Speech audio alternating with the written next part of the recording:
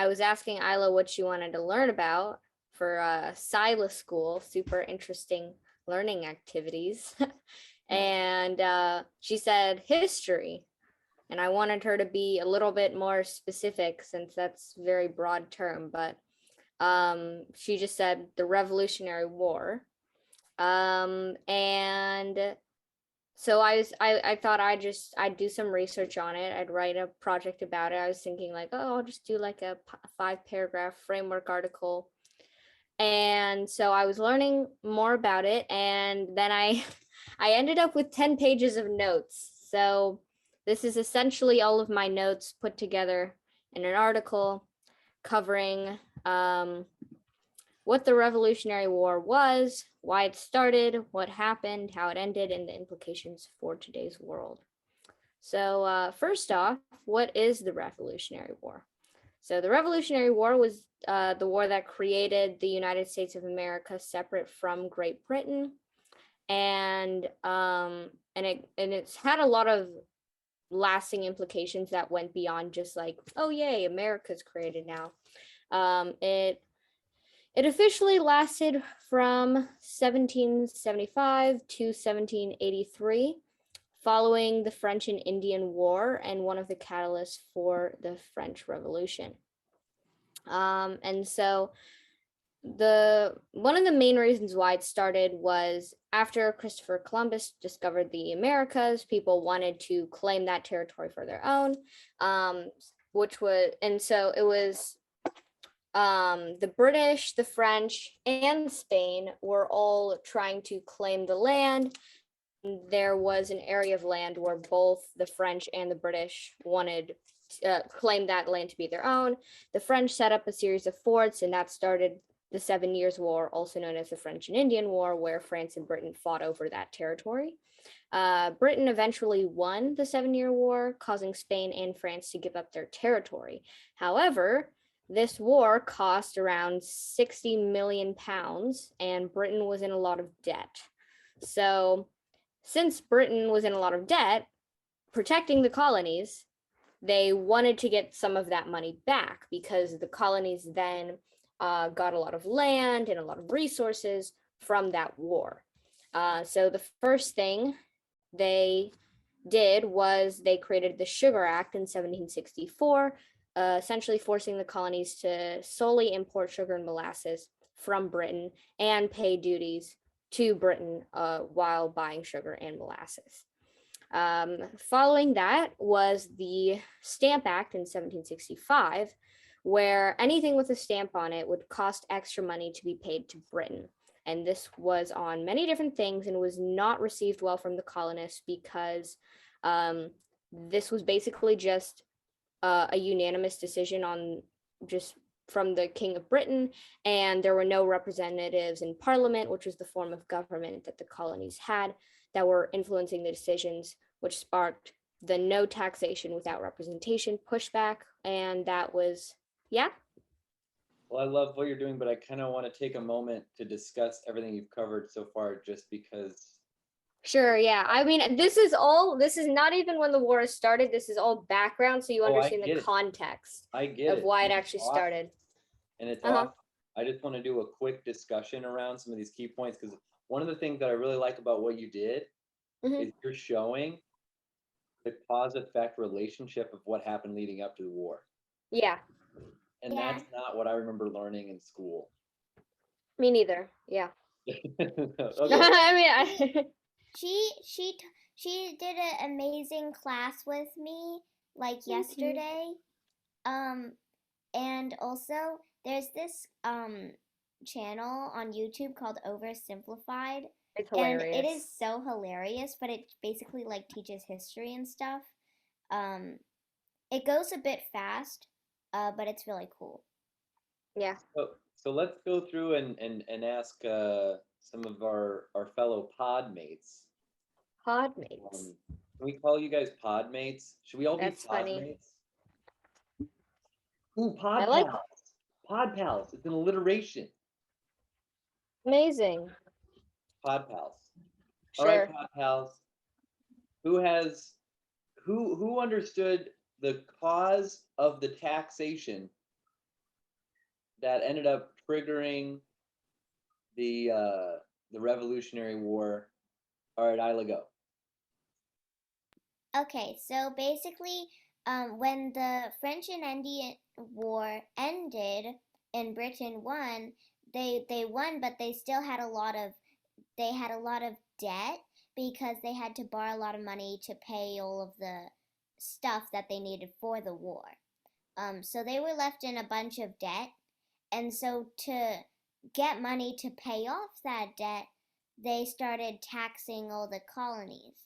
Um, and so they started with the Sugar Act and then the Stamp Act. So, um, so they would like put the Stamp Act was basically they would put a bunch of stamps on all these different things, and whatever had a stamp on it, you had to put extra. You have to give extra money to Great Britain because they wanted to pay off all their debt. Okay, who here knows what taxes are? I know you do. I know you do. Doing projects with Cyrus Alliance. Go. What is taxes? You're on mute.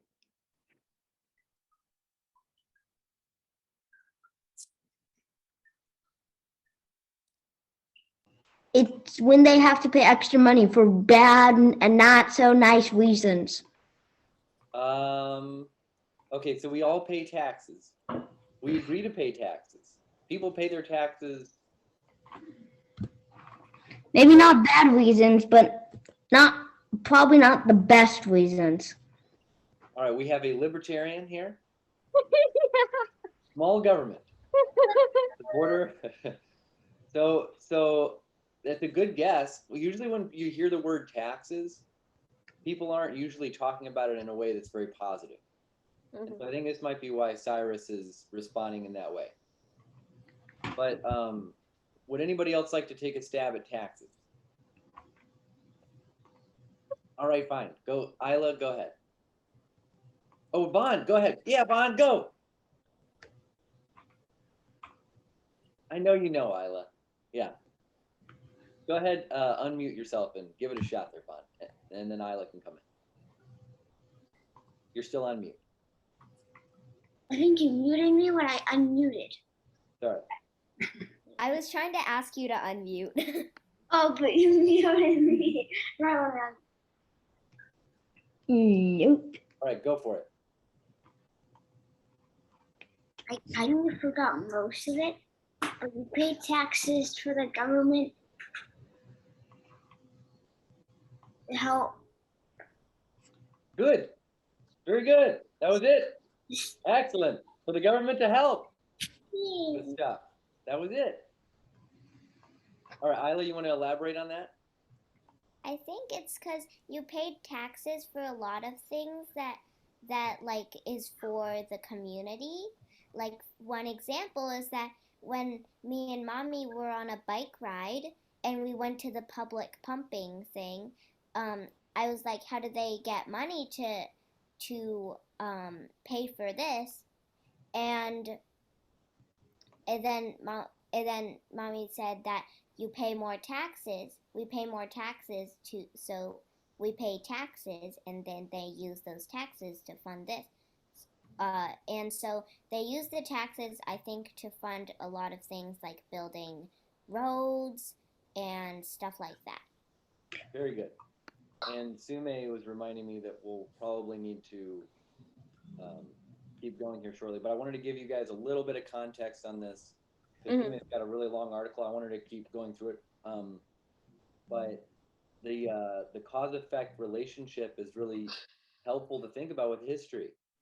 Yeah. You think, well, why did the British go in there and just like start taxing Americans? It's like, it's Not because Britain's evil. Like they fought for the colonists. That's why they were in debt. We're gonna dump all your tea in the ocean. It's like, well, wait a minute. Well, the British, they actually did a great job of protecting those same colonists from the French during the French and Indian War. Yeah. And then afterward, it's like, well, it wasn't free.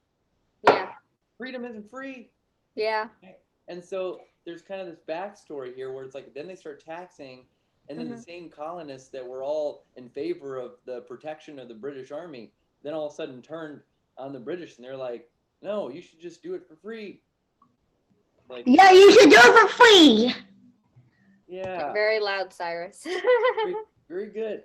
So it's just reality is a little more complicated than sometimes our stories make it out to be. So go ahead, Sumi, if you wouldn't mind, please continue. Yeah, no, I think that was helpful because a lot of the time history is kind of like through a lens of like the good guys, the bad guys, and then it's just like, oh, the evil British trying to tax the colonists. And I think that it's good to know like the nuances of the situation and also the backstory before actually getting into the war. So this is all before the war actually started. And also, Britain benefited a lot from importing consumer goods to the colonies. So that's why this resulted in a lot of boycotting from the colonists, where basically they were not like buying certain goods or like destroying certain goods because of this. And so as the protests and boycotting escalated, Britain was forced to repeal, meaning take away, the Stamp Act in 1766. Hey, Sumi, you might want to define boycotting because I didn't know what that is at first. Well, Yeah. A cot is a kind of bed, and a boycott is a cot for boys. No. Yeah, well, I kind of explained it earlier where it's basically they refuse to buy certain goods or they would destroy goods in protest of the British taxing them. Boycott. Yeah, that type. So refusing to buy something. So when people boycott, like we boycotted school. Right. By not going back. Technically, yes. As a boycott. Yeah. And so after they repealed the Stamp Act in 1766, but despite this, later that year, the British made a declaratory act that basically told the colonists that Britain could do whatever they wanted since it ruled over them. And then they created the Townshend Acts in 1767. Which introduced many more tax items, including glass, lead, paper, tea, oil, and other things as well. And the colonists continued to push back. And they were yet again forced to repeal the Townshend Acts in 1770. And this basically took away all the taxes except for taxes on tea. And Britain took further measures and sent troops around 1,000 to Boston.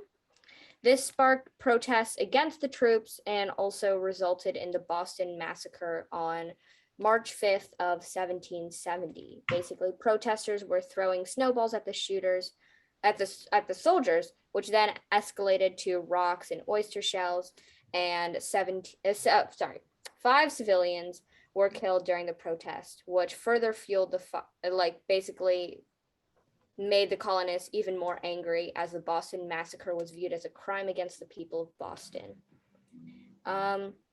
Afterwards, there was also the Boston Tea Party, December 13th, 1773, where the Sons of Liberty, which were a band of patriots, threw overboard almost 10,000 pounds of tea in protest of British taxes, and the British basically tried to punish them by sending 3,000 more troops to Massachusetts. Also known as the worst party ever. Yeah. Totally. Yeah. I have a whole book on it. Nice.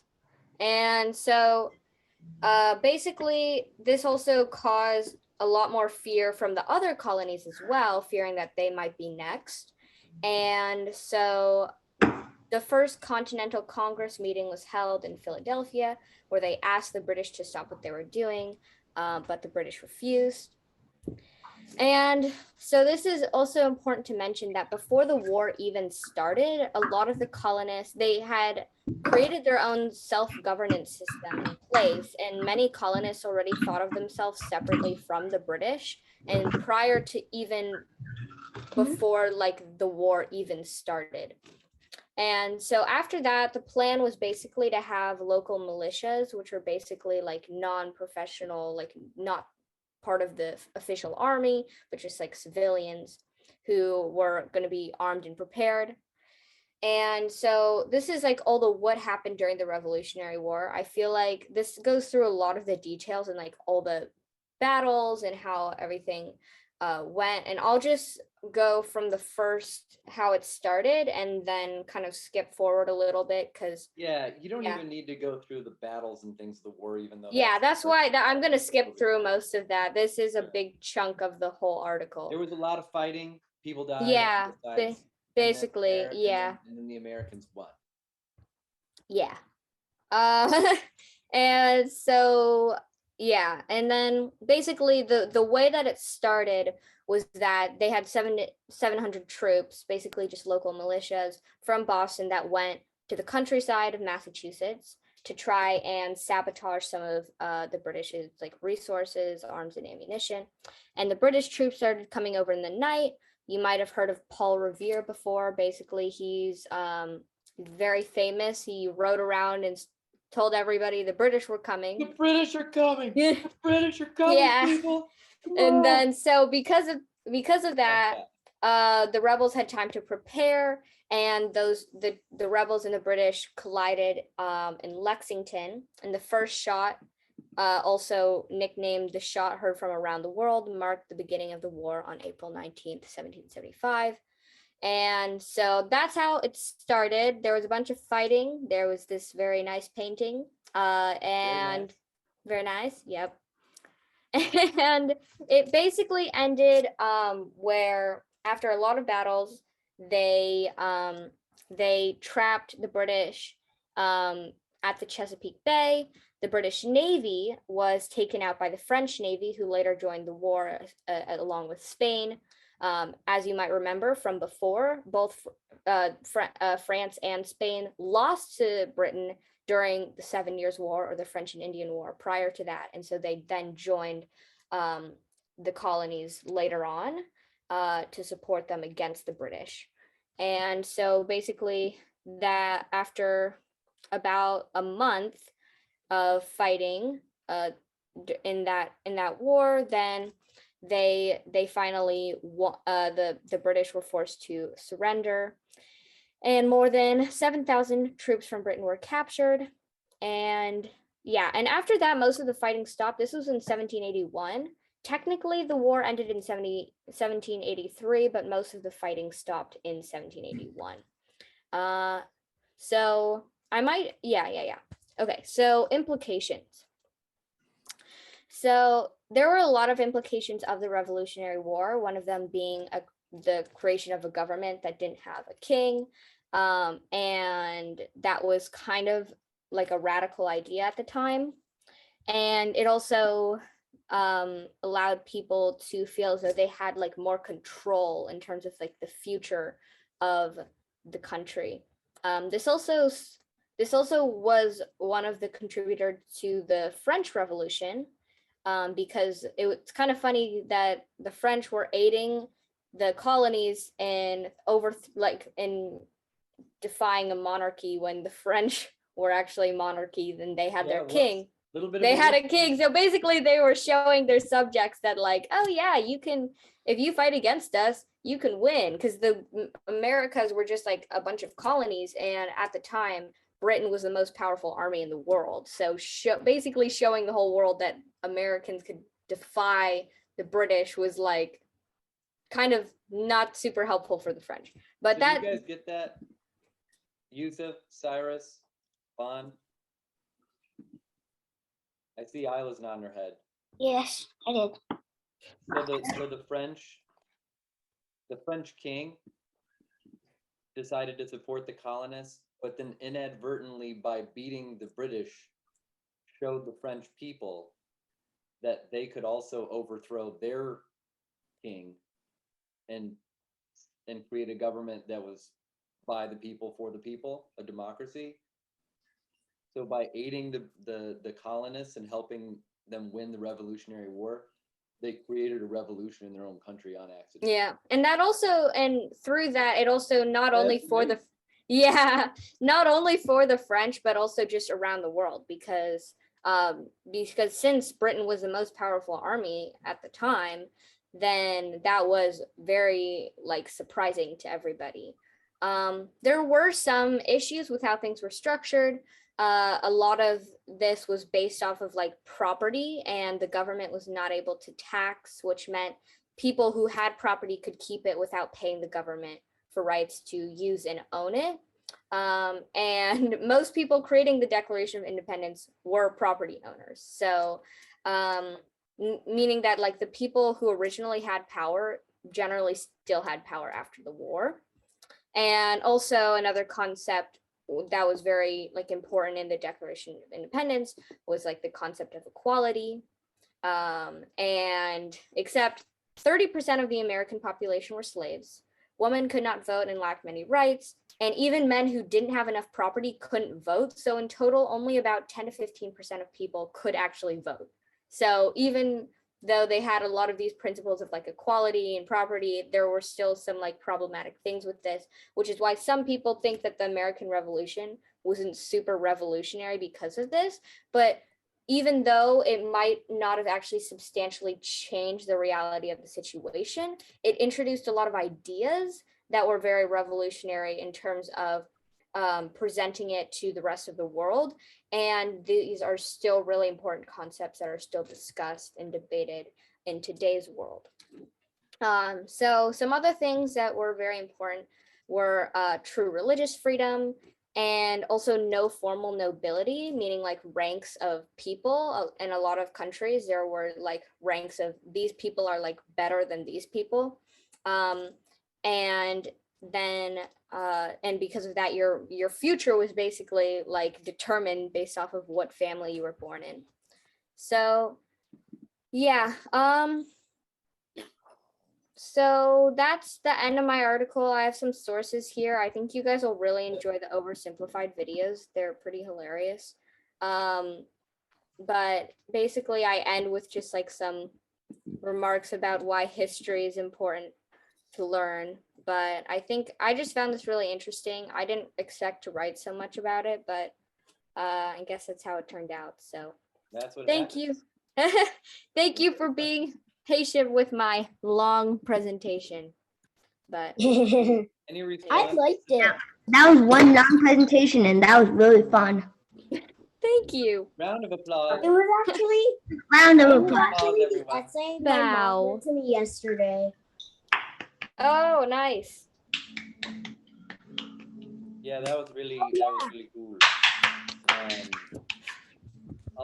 I'll share another thing too about this is like I wanted Sume to lead Why into there's this stuff in part because fun? this is something that you guys can aspire to in terms of the depth of some of these projects. So, you know, you've got sources, you have like you're going beyond just the material that's presented to you. You're also trying to have your own takeaways and sharing your own ideas. That's what makes it a creative project. Where does You're not just regurgitating something. thank you.